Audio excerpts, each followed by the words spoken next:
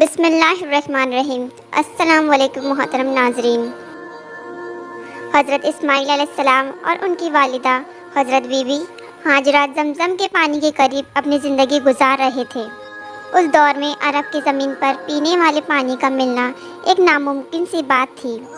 صحرا اور سوکھے پہاڑوں کی زمین پر پانی کی ایک بوند کا ملنا محال تھا۔ عرب کے لوگ میٹھے پانی کے چشمے اور کنووں کی تلاش میں صحرا اور وادیوں میں مارے مارے پھرتے تھے۔ یہ قدرتی پانی کا چشمہ جو اسماعیل علیہ السلام کی ایڑیاں رگڑنے سے اللہ تعالیٰ کی طرف سے جاری ہوا، وہ پانی کا چشمہ جسے ہم آج آب زمزم کہتے ہیں، یہ دنیا کی سب سے بڑی نعمت ہے جسے اللہ نے اپنی قدرت سے جاری کیا تھا۔ اور ایک قبیلہ جو بنی جرہم کے نام سے تاریخ میں مشہور ہے، وہ بھی میٹھے پانی کی تلاش میں جگہ جگہ چکر لگا رہا تھا۔ جب وہ قبیلہ صفا اور مروہ پہاڑی کے قریب سے گزرنے لگا، یعنی جہاں حضرت ہاجرہ اور ان کے بیٹے حضرت اسماعیل تھے، جہاں اللہ تعالیٰ نے حضرت اسماعیل کے ایڑیوں کے پاس سے آب زمزم کو جاری کیا تھا، تب ان لوگوں نے چاروں طرف سے پرندوں کو اڑتے دیکھا، کیونکہ صحرا میں پرندوں کا دکھنا پانی ہونے کی نشانی تھی۔ اس کے بعد وہ پورا قبیلہ اسی طرف چل دیا۔ اس کے بعد وہ لوگ اس جگہ پر پہنچ گئے جہاں اللہ نے اپنی قدرت سے آب زمزم کو جاری کیا تھا۔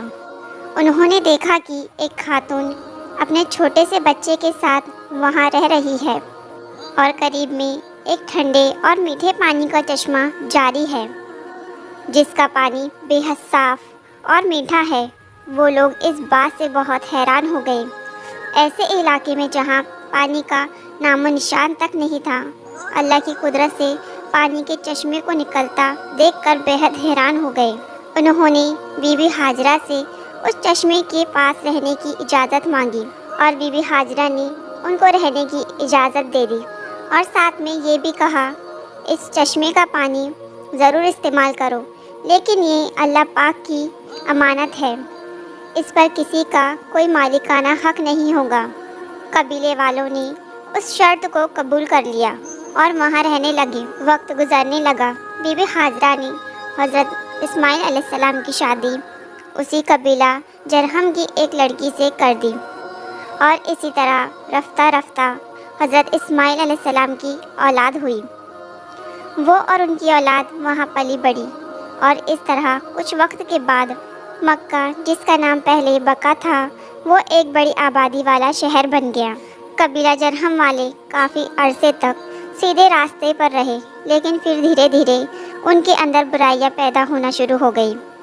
اب انہوں نے کعبہ شریف کا انتظام سنبھال لیا اور حج کے لیے آنے والے لوگوں سے ملنے والا ہدیہ یعنی رقم خود لینے لگے اور اللہ کی نافرمانی کرنے لگے، اور اس طرح دھیرے دھیرے وہ لوگ گناہ کرتے گئے۔ تب اللہ پاک نے ان کو سزا دینے کے لیے ان سے زمزم کا پانی چھین لیا اور زمزم کا پانی سوکھ گیا۔ وقت گزرنے کے ساتھ ساتھ زمزم کے نام و نشان تک مٹ گئے۔ اب کسی کو معلوم نہیں تھا کہ یہاں پر کوئی زمزم کا چشمہ ہوا کرتا تھا۔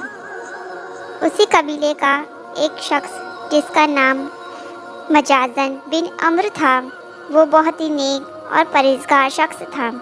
اس نے وہاں کے لوگوں کو بہت سمجھایا، انہیں اللہ کے عذاب کے بارے میں بتایا، لیکن اس قوم پر کوئی اثر نہ ہوا۔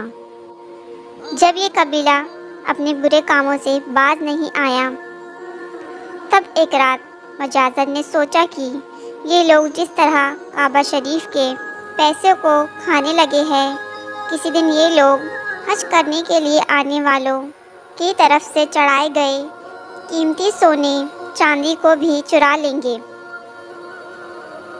مجازن نے رات کے وقت اپنے بیٹے کو ساتھ لیا اور کعبہ کے اندر موجود سونے کے قیمتی ہدیے کو لے کر جس جگہ زمزم کا چشمہ ہوا کرتا تھا، اسی جگہ کھدائی کر کے یہ سب قیمتی ہدیہ وہاں پر چھپا دیے۔ اب جیسا کہ اللہ تعالیٰ کسی قوم کو بگڑنے پر اس قوم کو کسی دوسری قوم کے ہاتھوں عذاب دیتا ہے، اللہ نے اس قوم کو بھی عذاب دینے کا فیصلہ کر لیا، اور ایک قبیلہ جس کا نام بنی خزا تھا، اللہ نے اس کو ان لوگوں پر مسلط کر دیا۔ بنی خزا والوں نے بنی جرہم کے لوگوں کو مار مار کر مکہ سے نکال دیا۔ ان کے قبیلے کے بڑی تعداد میں لوگوں کو قتل کر دیا، اور اس طرح اپنی جان بچا کر بنی جرہم کے لوگ یمن میں آباد ہو گئے۔ اسی زمانے میں اس قبیلے میں ایک لڑکے اور ایک لڑکی نے جنم لیا۔ لڑکے کا نام عیسیٰ بن یلا تھا اور لڑکی کا نام نائلہ بنت زید تھا۔ دونوں جب جوان ہوئے تو ایک دوسرے کے عشق میں گرفتار ہو گئے، اور انہوں نے آپس میں ناجائز تعلقات قائم کر لیے۔ ایک بار یہ دونوں حج کے لیے ایک قافلے کے ساتھ مکہ شریف گئے۔ خانہ کعبہ میں ان کو تنہائی ملی تو انہوں نے آپس میں گناہ کرنے کا ارادہ کر لیا۔ جیسے ہی انہوں نے آپس میں گناہ یعنی زنا کیا، اللہ کا عذاب ان پر ترنت نازل ہو گیا۔ یہ دونوں فوراً پتھر کے بت بن گئے۔ ان دونوں نے جس جگہ پر گناہ کیا تھا وہ زمین کی سب سے مقدس جگہ تھی، یعنی خانہ کعبہ۔ جیسے ہی انہوں نے گناہ کیا، اسی وقت ان کے جسم پتھر کے بن گئے، ان کی روحیں قبض کر لی گئی، اور گوشت کے جسم پتھر کے بنتے چلے گئے۔ اس وقت ان کے قریب کوئی نہیں تھا، اس لیے جو کچھ ان پر گزری ہوں گی وہ ان کے سوا کوئی نہیں جانتا۔ یہ تاریخ کا انتہائی عجیب و غریب اور خوفناک واقعہ تھا۔ دو زندہ انسان، جن میں سے ایک مرد تھا اور دوسری عورت تھی، عذاب الہی کے تحت پتھر کے بن گئے تھے۔ لیکن اس سے آگے جو ہوا وہ آپ کے رونگٹے کھڑے کر دے گا۔ کچھ دیر گزری تو ادھر سے کسی کا گزر ہوا۔ اس نے ان کو دیکھا اور پہچان لیا، اور یہ بھی معلوم ہو گیا کہ انہوں نے اس مقدس اور برکت والی جگہ پر کیسا گھنونا کام کیا تھا، جس کی فوری طور پر پکڑ ہو گئی، اور اللہ نے ان پر عذاب بھی نازل کر دیا۔ لوگوں کا دکھ اور غصے سے بہت برا حال ہو گیا۔ ان دونوں پتھر کے بتوں کو عبرت کا نشان بنانے کے لیے اس زمانے کے کچھ علم والے اور نیک لوگوں نے ان کو اس مقدس جگہ سے اسی علاقے میں ایک دوسرے سے کافی لمبے راستے پر آمنے سامنے کر دیا۔ اس کے بعد اس مقدس مقام پر آنے والے لوگوں کے لیے یہ ضروری کر دیا گیا کہ ان دونوں بتوں کو جوتے مارتے ہوئے گزرا جائے، تاکہ دیکھنے والے لوگوں کے ذہن میں ان کا کیا ہوا گناہ تازہ رہے، اور لوگ اس سے سبق حاصل کرتے رہے۔ جو بھی اس مقدس مقام پر آتا وہ ان کو جوتے مارتے ہوئے وہاں سے جاتا۔ وقت گزرتا گیا، 100-150 سال یہی سلسلہ چلتا رہا۔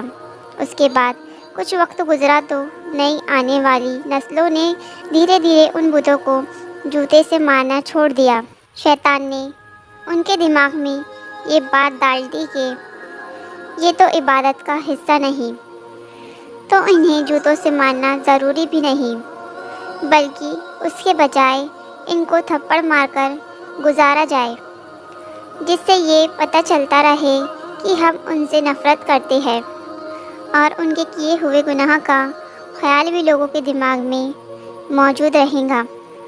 وقت کے ساتھ ساتھ یہ تھپڑ بھی ہلکی سی چپت میں تبدیل ہونے لگی، اور پھر علامتی طور پر ان بتوں کو صرف چھو کر گزرنے کا سلسلہ شروع ہو گیا۔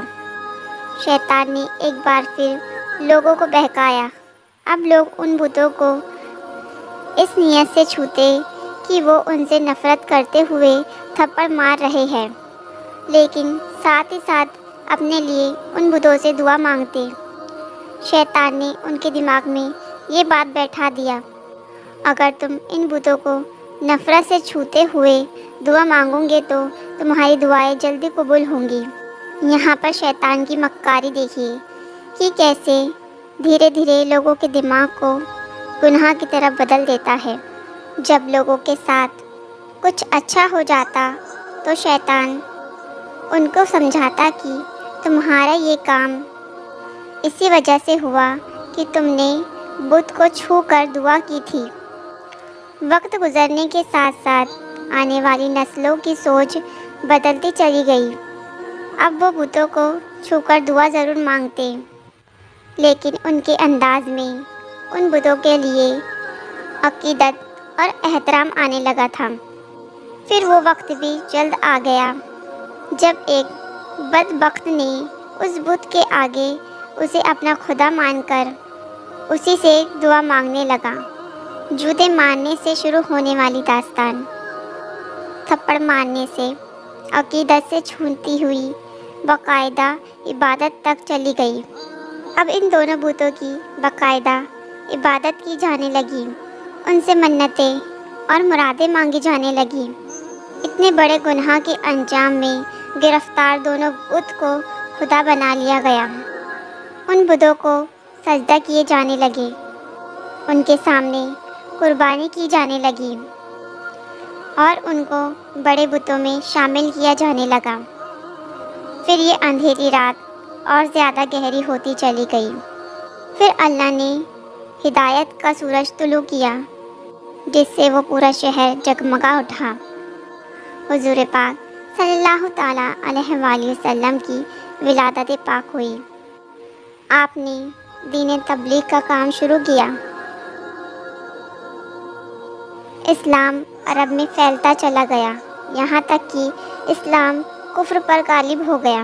حضور پاک صلی اللہ علیہ وآلہ وسلم نے سب سے پہلے مکہ کو فتح کیا۔ آپ صلی اللہ علیہ وآلہ وسلم مکہ کے اندر گئے اور تمام بتوں کو توڑا۔